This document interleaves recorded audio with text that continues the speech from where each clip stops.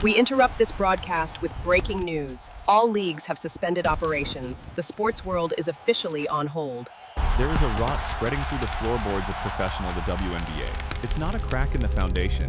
It is a sinkhole, widening by the hour, threatening to swallow the integrity of the game whole. For decades, we looked at sports as the last sanctuary of reality, unscripted, raw, honest. But today, that illusion is dead. We are watching the slow-motion collapse of an empire, and the debris is falling on everyone, from the multimillionaires in the NBA to the unsuspecting stars of the WNBA. We open this investigation with a warning.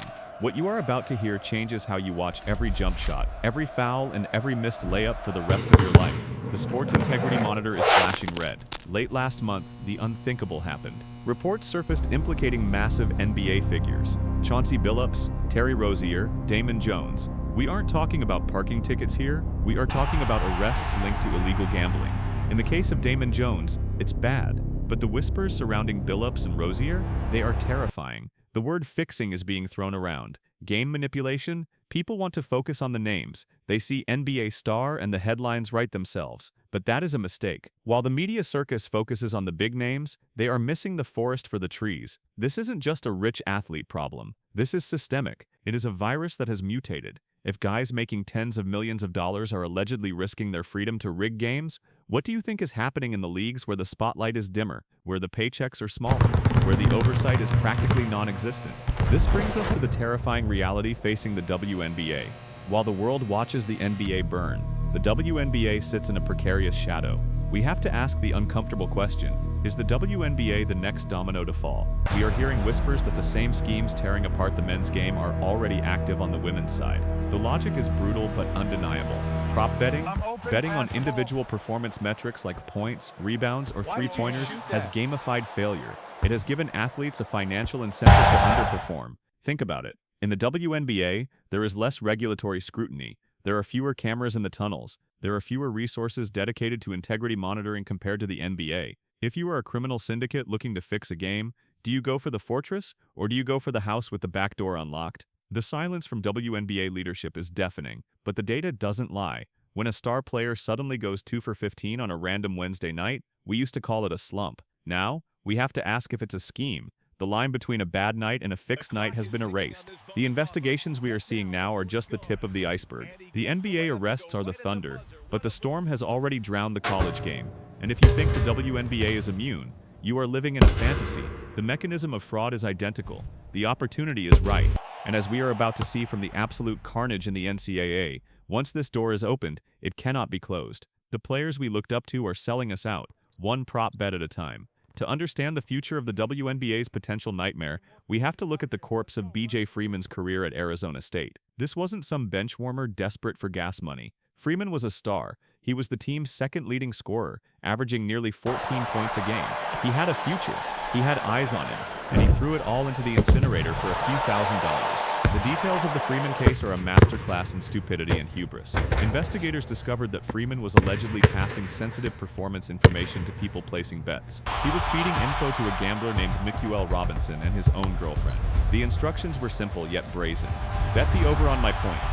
Bet the over on my three-pointers. Let that sink in. You are watching a game, cheering for your team, and the guy with the ball isn't trying to win, he's trying to hit a number. He's forcing shots to cover a spread. He is playing a different game entirely. One where the score doesn't matter, only his stat line does. And when the heat came down, Freeman did what they all do. He lied. He told investigators he didn't have a betting account. But the digital trail is eternal. The account was in his name. It was his email. He had been funding it for years. Freeman's actions were framed as self-destructive, a tragedy of errors. ASU banned him. Then, the hammer dropped, a permanent ban from college basketball. His career is over, but Freeman was just a lone wolf compared to what was happening in New Orleans. At the University of New Orleans, the corruption wasn't just an individual failing, it was a conspiracy. 3 players, Quavius Hunter, Daquavian Short, and Jamin Vincent. These names will now forever be associated with fraud. This wasn't about betting the over. This was about sabotage. Picture the scene.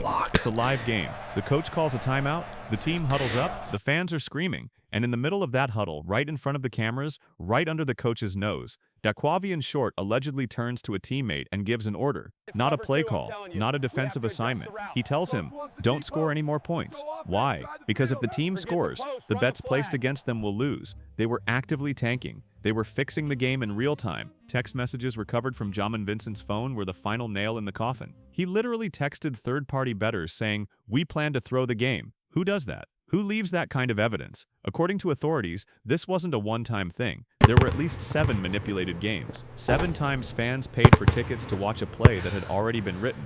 The contagion didn't stop in New Orleans. It moved to Mississippi Valley State. And here, the story takes a turn from dumb college kids to organized crime. Enter Donovan Sanders. The allegations against him paint a picture of a man completely compromised by greed. Sanders wasn't just texting. He was on FaceTime with bettors, planning to lose games. The NCAA investigation uncovered that Sanders and another player, Alvin Stredick, were explicitly paid to lose a game against Alabama A&M. The price tag for their integrity? $5,000. That is the cost of a career these days. $5,000 to sell out your teammates, your school, and yourself. But the most chilling part of the Mississippi Valley State saga is the coercion. Sanders didn't just want to fix the game himself. He tried to recruit others. He allegedly pulled a teammate onto a call to prove to the bettor that the fix was in.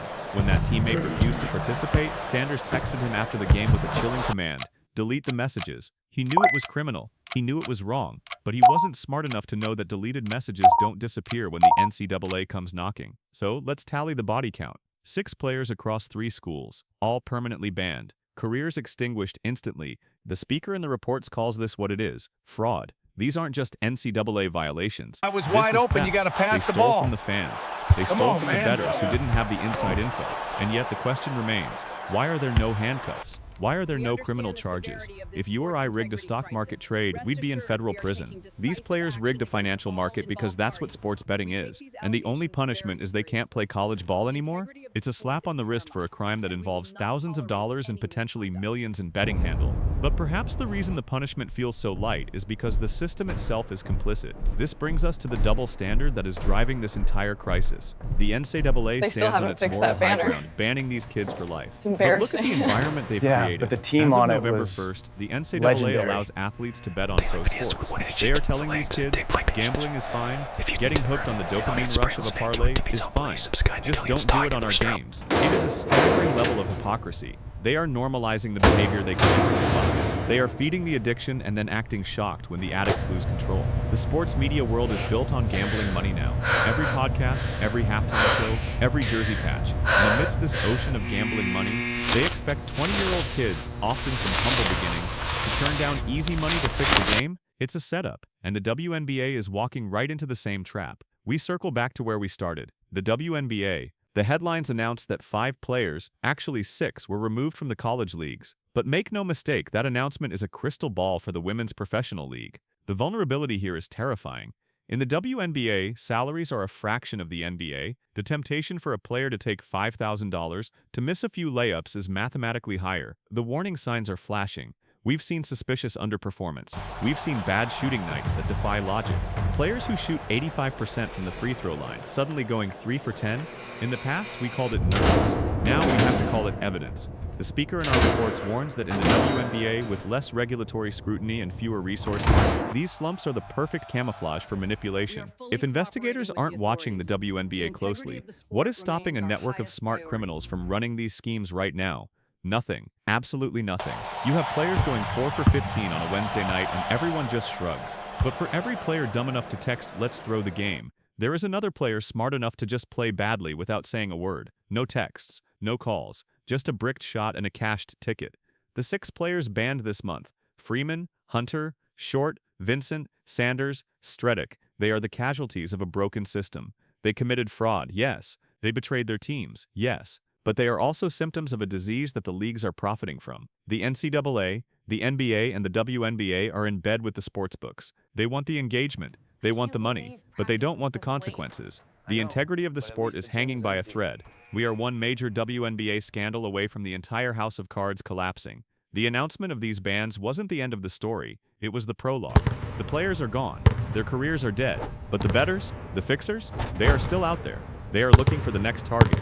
And right now, the WNBA looks like the easiest mark in the world. Ask yourself this the next time you check a box score. Next time you see a star player foul out in the first half. Next time a layup rolls off the rim. Was that just bad luck? Or was that the sound of the game being sold out from under you? The players have been removed, but the game might already be Get in lost. on the action and unlock the vault.